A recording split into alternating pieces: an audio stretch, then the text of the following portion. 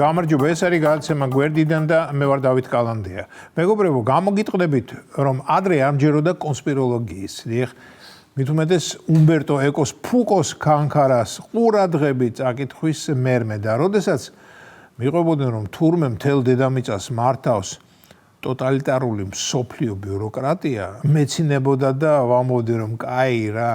ახლა კი მგონი ნელ-ნელა ვიწყებ ამის დაჯერებას.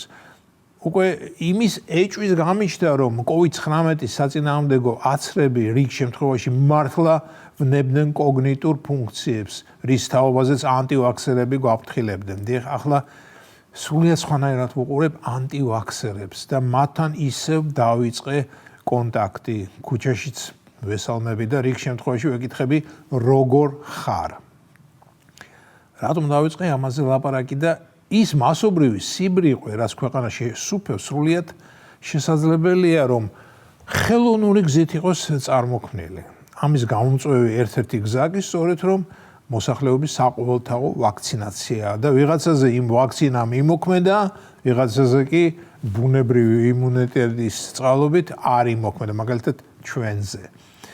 ხუმრობ, მაგრამ ყოველ ხუმრობაში არის ჭეშმარიტების მარცვალი, როგორც ეს მგონი ფროიდმა ბრძანა.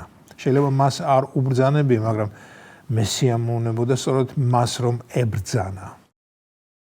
კარგი, ანტივაქსერები ახლა იქით იყვნენ, მე უფრო ის მაინტერესებს, აი რატომ ეჩხირება თვალში ევროპის ზოგიერთი სახელმწიფოს ლიდერს ჩვენი ქვეყანა, რატომ არ გვანებებენ თავს, რატომ გვიწესებენ სხვადასხვა სანქციას და როგორც ჩვენი არაკონსტრუქციული ოპოზიცია ერთი მესიჯ ბოქსიდან იღებს მითითებას, იგივე ხდება იმ ქვეყნების ბობოლა ბიუროკრატებისთვის. მათაც ერთი მართველი წყარო აქვთ და სამოქმედო ბრძანებებს იქიდან იღებენ. ისე კი ტაქტიკურ, სტრატეგიული მეთოდოლოგიით როგორ გავს ბრიუსელის კავშირი SSRK-ს. მოქმედების ხერხი ერთნაირია. ხომ გვახსოვს საბჭოეთის დროინდელი კრემლი ერთ განკარგულებას გასცემდა და ის განკარგულება პირნათლად უნდა შეესრულებინა 15-ვე საბჭოთა რესპუბლიკას და განამხოლოდ მათ ვარშავის ხელშეკრულების ქვეყნებიც იზოლებულნი იყვნენ კრემლის დუდუგზე ეცეკვათ. თუმცა ისინი პერიოდულად ურჩობდნენ და ცდილობდნენ წინააღმდეგობა გაეწიათ, რაც თავის დროზე გადაიზარდა უნგრულ მოვლენებში, პრაღის გაზაფხულში, პოლონურ სოლიდარობაში და ასე შემდეგ. დღეს ვხედავთ, რომ უნგრეთი ევროკავშირის წევრი ქვეყანა ცდილობს ბრიუსელის დიქტატს არ დაემორჩილოს და ეს უდიდეს გაღიზიანებას იწვევს ურსულა ფონ დერ გენერალურ სეკრეტარკაში. და უნგრეთს მუშტებს უქნევენ. კი ბატონო, უნგრეთს უქნიონ მუშტები, უნგრეთი კავშირის წევრია, მაგრამ ჩვენ როგორც მახსოვს, არ ვართ ევროკავშირის წევრი და მიუხედავად ამისა, რას გვიბედავენ და ხომ წარმოგიდგენიათ, როდესაც გავხდებით, ან სხვანაირად ვიტყვი, თუ გავხდებით, როდესმე იმ კავშირის წევრი, რა ტონით და რა სიმკაცრით დაგველაპარაკებიან. როგორც კი რაიმე ინსტრუქციას არ შევასრულებთ და კაცია და გუნება, ცხოვრება ისეთია, რომ შეიძლება რაღაც ინსტრუქცია არ უხდებოდეს ჩვენს რეალობას.